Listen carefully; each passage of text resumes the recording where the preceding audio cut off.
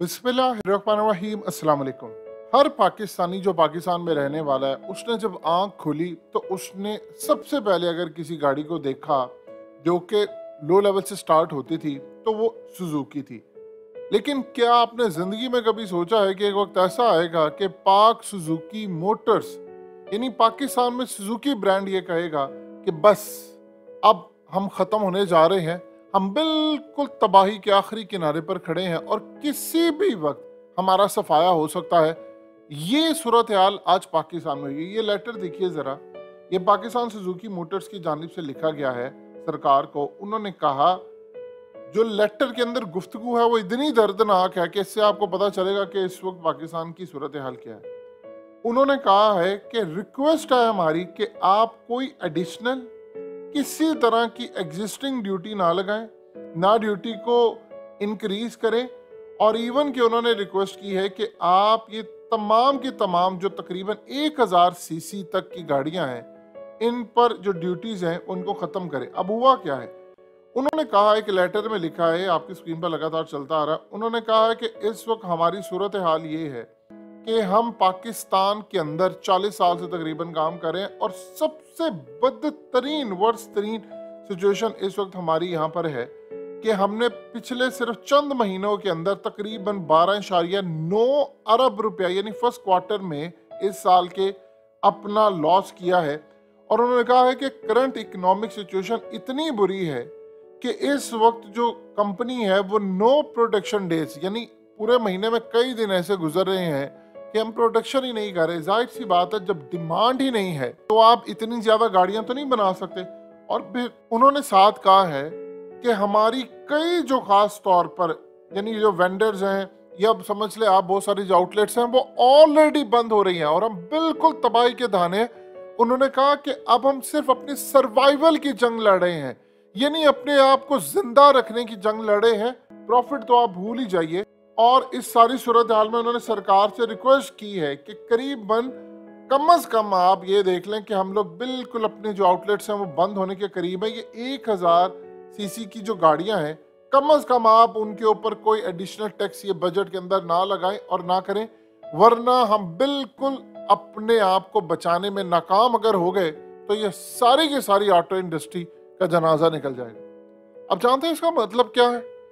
इसका मतलब ये है कि आपकी सबसे बड़ी जो कंपनी है, देखिए ये अलग बहस है कि हम हमेशा से बात करते हैं कि जितना पाकिस्तान के अंदर कार माफिया वो एक तो लो क्वालिटी गाड़ियां बनाता है, उन्होंने बाहर से इंपोर्ट होने वाली गाड़ियों को आने नहीं दिया। दुनिया भर में गाड़ियां इंपोर्ट होती हैं, वो माफियाज के तौर पर हमेशा से इन्होंने काम किया। ये बड़े बहुत सारे जो लोग होते हैं और गाड़ियों की क्वालिटी कम लो प्राइस होने की बजाय यानी आप देखें कि उसकी प्राइसेस 4 गुना ज्यादा है और क्वालिटी अगर आप देखें तो बिल्कुल कुछ नहीं। लेकिन उसके बावजूद हम कभी जिंदगी में ये नहीं कह सकते कि हमारी ऑटो इंडस्ट्री का जनाजा निकल जाए। यानी ये असल में आप समझिए, इसके साथ आपकी कई लाखों करोड़ों लोगों का रोजगार जुड़ा हुआ है। बिजनेस जो कम्युनिटी है उनका रोजगार कैसे जुड़ा हुआ है। लेकिन इनके पार्ट्स बिकते हैं, इनके टूल्स बिकते हैं और बहुत सारी चीजें बिकती हैं। जब वर्कशॉप के अंदर एक मैकेनिक है उसकी रोजी रोटी भी इसीलिए चली हुई है कि अगर इस सूरत हाल के अंदर आपकी ऑटो इंडस्ट्री चलती है, गाड़ियां बिकती हैं, लोग यूज करते हैं। आप ये देखें कि इस वक्त पेट्रोल इतना महंगा हो गया कि लोगों ने गाड़ियों को घर में पार्क कर दिया। आप किसी मैकेनिक के पास जाएं तो वो आपको कहेगा कि अगर किसी की गाड़ी खराब हो जाती है तो लोग ठीक करवाने के लिए नहीं लाते।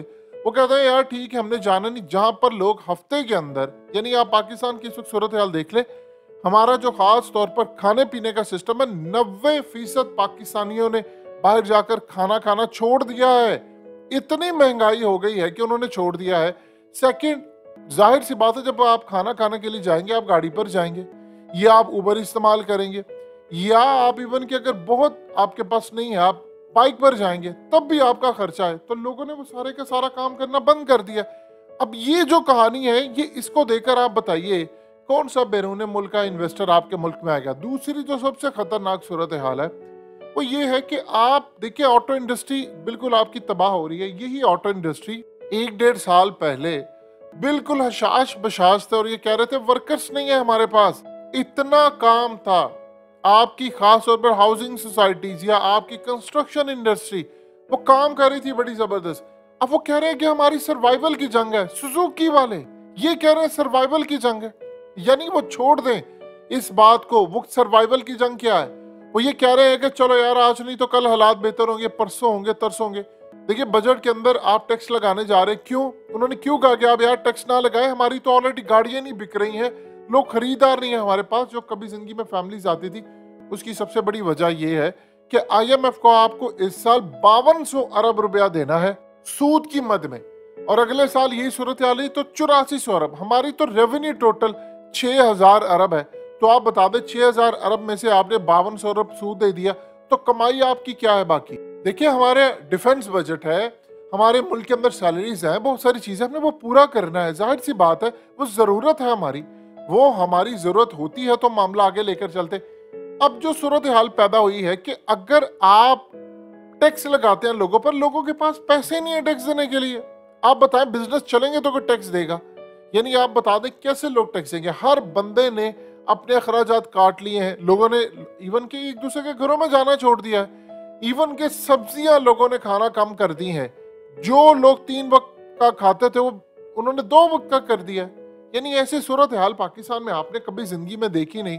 इवन क्या आप अंदाजा कीजिए, जो लोग चाय के कप 3, 4 या 5 पीते थे, उन्होंने अपने चाय के कप आधे कर दिए। तो ये जो सूरत हाल है, खुदा ना खास्ता, खुदा ना खास्ता, अल्लाह कभी भी ना करे, अल्लाह कभी भी ना करे, अगर हमने दिन देखा तो ये इतनी बड़ी तबाही होगी। उसकी वजह ये है कि ये एक कंपनी नहीं है, ये लेटर तो एक कंपनी का है, इसके बाद ये बाकी ऑटो इंडस्ट्री के ऊपर आपका असर पड़ा है।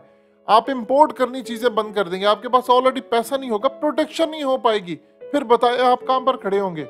देखिए आपकी कंस्ट्रक्शन इंडस्ट्री इस वक्त बहरान का शिकार है, आपकी ऑटो इंडस्ट्री इस वक्त बहरान का शिकार है, डॉलर आपका काबू में नहीं आ रहा, तो आप बताइए फिर हम चीजें कैसे मैनेज करेंगे? रोजमर्रा के लोगों के हालात इतने ज्यादा खराब है, वो कहां से गाड़ियां लेंगे?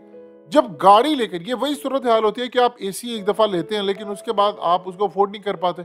अब पाकिस्तान के अंदर जो सूरत हाल है, आप यहाँ से अंदाजा कर लें कि इस दफा जो आम एक्सपोर्ट हो रहा है वो इंटरनेशनल सतह पर जाकर तो देखें जरा, उसके अंदर रस ही नहीं है।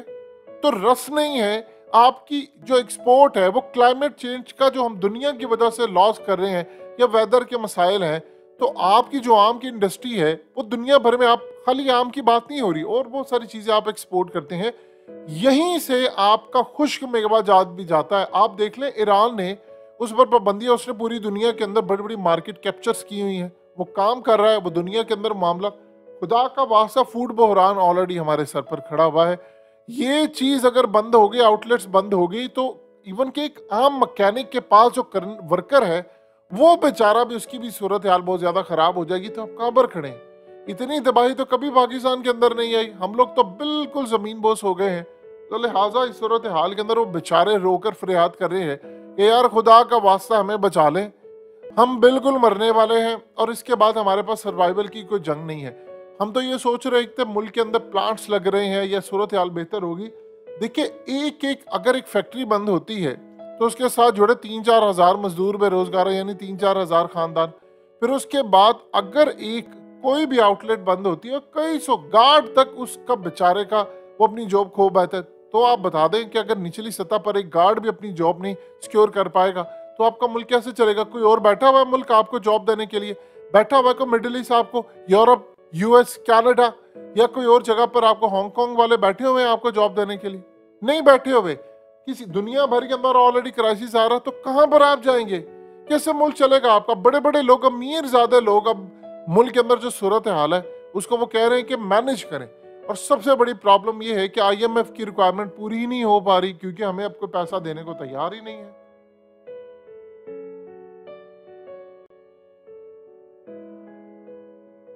हकीकत टीवी को सब्सक्राइब करना मत भूलें, वीडियो को लाइक करें, शेयर करें और कमेंट सेक्शन में अपनी राय का इजहार जरूर करें।